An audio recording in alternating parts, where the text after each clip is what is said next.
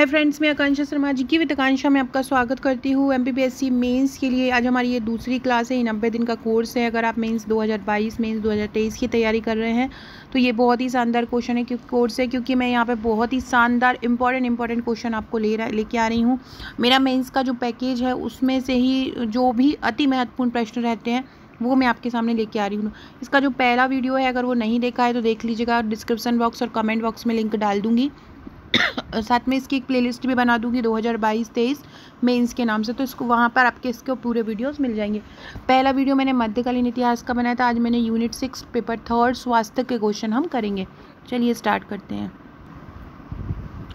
Paper 3 जो unit 6 है उसमें जो आयुष पद्धति दी गई है, इसके अलावा चिकित्सा के बारे में पूछा गया है, तो उससे संबंधित एक क्वेश्चन है प्राकृतिक चिकित्सा के प्रकार लिखिए।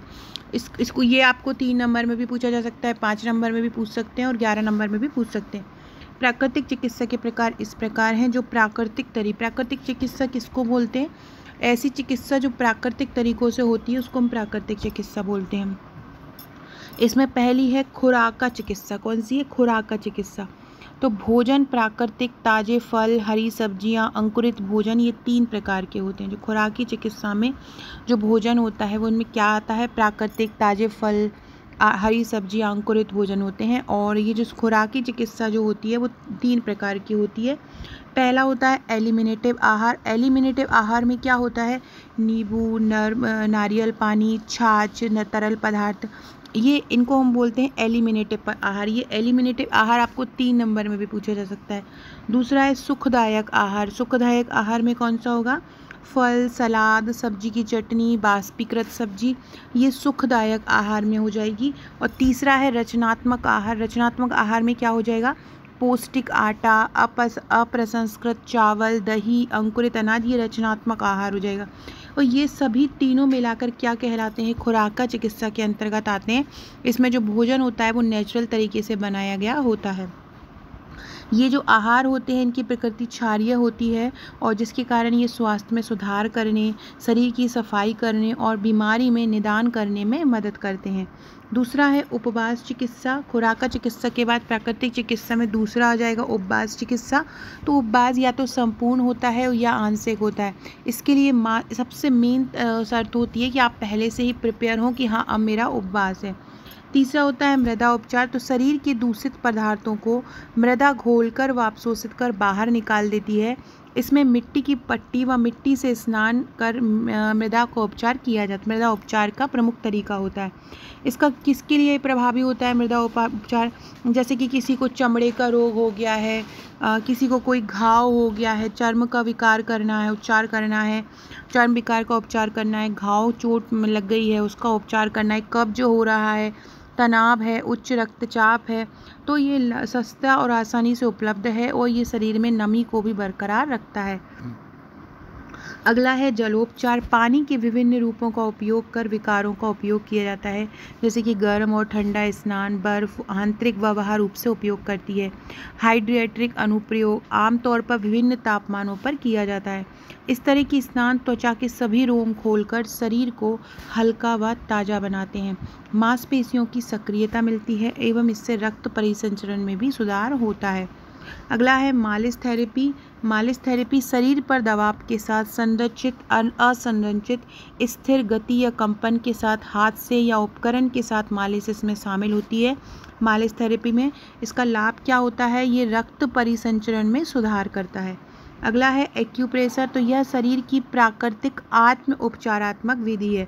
इसको ये प्रोत्साहित करता है। इसमें उंगलियों या किसी भी गैर नोकदार वस्तु से त्वचा की सतह की जो लयदार तरीके होते हैं उस पर विशेष बिंदुओं पर, जिसको हम एक्यू पॉइंट कहा जाता है, उस पर दबाव दिया जाता है। जब इन बिंदुओं को दबाया जाता है तो वे मांसपेशियों का खिंचाव कम कर देती हैं और रक्त संचार को बढ़ा देती हैं। इस तरह यह निष्कर्षतः प्राकृतिक चिकित्सा विधि अच्छे स्वास्थ्य को बढ़ावा देती है और शरीर को हानि रहित चिकित्सा प्रदान करती है। तो प्राकृतिक चिकित्सा विधि आ जाएगा। तो आप ये सभी विधि खुराका, उपवास, मृदा उपचार, जलोपचार, मालिश थेरेपी, एक्यूप्रेशर विधि को मेंशन कर सकते हैं। अगला है यूनानी चिकित्सा विधि को समझाइए। फ्रेंड अगला क्वेश्चन पढ़ने से पहले आप हमारे ये मीन्स का पैकेज देख सकते हैं। हमारे जो MPPSC मीन्स का पैकेज है उसमें आपको टोटल अभी 41 की जगह 44 बुकलेट हो गई हैं। टोटल 44 बुकलेट मिलती हैं, जिसमें 32 बुकलेट आपको 5 नंबर और 11 नंबर की मिलती हैं और 12 बुकलेट आपको 3 नंबर की मिलती हैं। किस तरह के नोट्स हैं, जैसा कि अभी वीडियो में आपको क्वेश्चन कराया है वही उसी प्रकार के हैंड रिटन प्रश्नोत्तर श्रृंखला में नोट्स हैं। प्रश्नोत्तर श्रृंखला में इसीलिए बनाया गया है ताकि आपको जो एक रेडीमेड मटेरियल है वो मिल जाए, किस तरह से प्रश्न पूछे जाते हैं, किस तरह से आपको लिखना है। हर से 44 बुकलेट इसलिए ही दी गई है कि हर सिलेबस की हर यूनिट कवर है। जैसे कि अगर हम पेपर 3 का देखा जाए तो पेपर में आपको भौतिक रसायन का अलग मिलेगा, जीव विज्ञान अलग मिलेगा, पर्यावरण अलग मिलेगा, ऊर्जा अलग मिलेगी, भूगर्भ शास्त्र अलग मिलेगा, कंप्यूटर अलग मिलेगा, मैथ्स अलग मिलेगा। तो ये सभी बुकलेट अलग मिलेगी। ऐसे ही सेकेंड पेपर में समाजशास्त्र अलग है, लोक प्रशासन अलग है, अंतर्राष्ट्रीय संगठन अलग है, संविधान अलग है, अर्थशास्त्र अलग है। तो ये सब अलग अलग बुकलेट। इसी प्रकार इतिहास को भी अलग अलग पार्ट्स में डिवाइड किया है, प्राचीन, मध्य, आधुनिक, मध्य प्रदेश रियासतें। तो अगर आप हमारी ये बुकलेट लेना चाहते हैं तो आप उसकी सॉफ्ट कॉपी भी ले सकते हैं और इसकी हार्ड कॉपी भी आप अपने घर पर मंगा सकते हैं। ये जो वो देख रहे हैं इस तरह से बॉक्स आपके घर पे पहुंचता है और जब भी आप बुकिंग करते हैं 8 से 10 वर्किंग डेज़ में ये आपके घर पहुंच जाता है। सॉफ्ट कॉपी अगर आप परचेज़ करते हैं तो सॉफ्ट कॉपी आपको तुरंत व्हाट्सएप पर दे दी जाती है। सबसे मेन चीज़ ये टोटल 44 बुकलेट के साथ आपको पेपर 1 से लेके पेपर 6 में जो सिलेबस में जो भी टॉपिक दिए गए हैं वो इसमें कवर किए गए हैं, यूनिट वाइज ये कवर किए गए। सब मेन चीज़ के साथ मिलता है 25 पेड व्हाट्सएप के ग्रुप। यहाँ पर भी आपको क्वेश्चन दिए जाते हैं, इम्पोर्टेंट करंट अपडेटेड जो प्रश्न होते हैं, इम्पोर्टेंट घुमा फिरा के कोई प्रश्न आता है, संविधान से कोई प्रश्न आता है या इकोनॉमी से कोई योजना से संबंधित कोई क्वेश्चन बनता है, करंट में कोई आई है, करंट टॉपिक जो चल रहा हो उस पर ये जो ग्रुप है ये उन्हीं को दिए जाते हैं जो हमारे नोट्स परचेस करते हैं। तो अगर आप हमारे ये नोट्स लेना चाहते हैं या आप पिछले 7 सालों के मुख्य परीक्षा के सॉल्व पेपर लेना चाहते हैं 2014 से 20, तो आप वो भी परचेज़ कर सकते हैं। वो अलग पैकेज है। और अगर आप इसी में साथ में आप मिला के लेते हैं 44 बुकलेट प्लस हमारी 11 बुकलेट आपको ये मिलती हैं सॉल्व पेपर की, तो भी ये मंगा कर लिखते हैं तो आपको डिस्काउंट मिल जाएगा। और आप अलग से भी मंगाना चाहते हैं तो आपको ये अलग से भी मिल जाएगा। तो अगर आप ये लेना चाहते हैं हमारे नोट्स हार्ड कॉपी में, सॉफ्ट कॉपी में, hand written, flow chart, diagram सहित प्रश्नोत्तर श्रृंखला में, तो आप मुझे व्हाट्सअप कर सकते हैं। अब हम करने वाले हैं यूनानी चिकित्सा पद्धति। एक और बात, मैं डिस्क्रिप्शन बॉक्स में आपको मेरे व्हाट्सअप का, टेलीग्राम का लिंक मिल जाएगा, उसको फॉलो कर लीजिएगा। आकांक्षा 1957 मेरी इंस्टाग्राम आईडी है। अगर आपने मुझे इंस्टा पर फॉलो नहीं करा है तो इंस्टा पे भी फॉलो कर लीजिएगा, वहाँ भी आपको बहुत अच्छे अच्छे मोटिवेशनल थॉट मिलते रहेंगे। टेलीग्राम और व्हाट्सएप ग्रुप की लिंक आपको डिस्क्रिप्शन बॉक्स में मिल जाएगी। यूनानी चिकित्सा पद्धति में सबसे पहले है रेजिमेंटल चिकित्सा। रेजिमेंटल में उसको बोलते हैं इलाज बिल तदवीर, मतलब अपशिष्ट पदार्थों को हटाने और शरीर के रक्षा तंत्र में सुधार के द्वारा शरीर के स्वास्थ्य की रक्षा की एक विशेष तकनीक है। कौन सी? रेजिमेंटल। दूसरी है आहार चिकित्सा। भोजन की गुणवत्ता और मात्रा को विनियमित करने से कई बीमारियों का इलाज संभव है।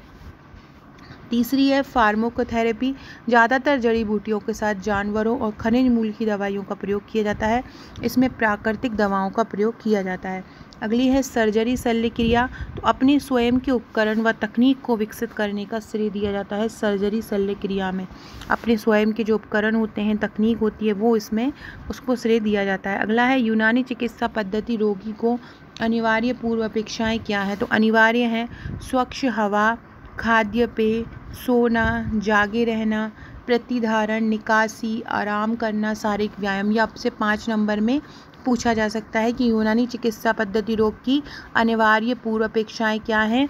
तो स्वच्छ हवा है, अच्छा खाद्य पेय है, सोना है, जागे रहना है, प्रतिधारण है, निकासी है, आराम करना है, शारीरिक व्यायाम है। यूनानी चिकित्सा पद्धति नैदानिक प्रक्रिया अवलोकन और शारीरिक परीक्षण पर निर्भर है। सभी अंतर संबंधित कारकों को ध्यान में रखते हुए बीमारी का कारण, प्रकृति मालूम कर उपचार निर्धारित किया जाता है। अगला क्वेश्चन है राष्ट्रीय स्वैच्छिक स्वास्थ्य अभिकरण पर टिप्पणी लिखो। जो जितने भी राष्ट्रीय स्वैच्छिक स्वास्थ्य अभिकरण, इन स्वास्थ्य से याद आया बहुत जल्द आपको अगले वीक या इसी वीक में महिला सुपरवाइज़र का नोटिफिकेशन देखने को मिल सकता है।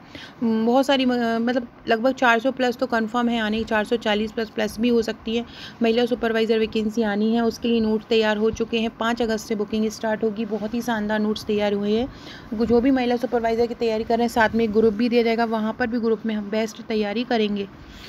पहला है इंडियन रेड क्रॉस सोसाइटी। इसका मुख्यालय दिल्ली में है। स्थापना 1920 में हुई थी। स्थापना से मानव पीड़ा को कम करने का ये काम, जब से इसकी स्थापना हुई है, यह मानव पीड़ा को कम करने में लगा हुआ है। यह एक राष्ट्रीय संघ है। इसकी शाखाएं राज्य, जिला एवं उपखंड स्तर पर फैली हुई हैं। उद्देश्य क्या है इंडियन रेड क्रॉस सोसाइटी का? आपदा राहत और स्वैच्छिक रक्तदान को बढ़ावा देना।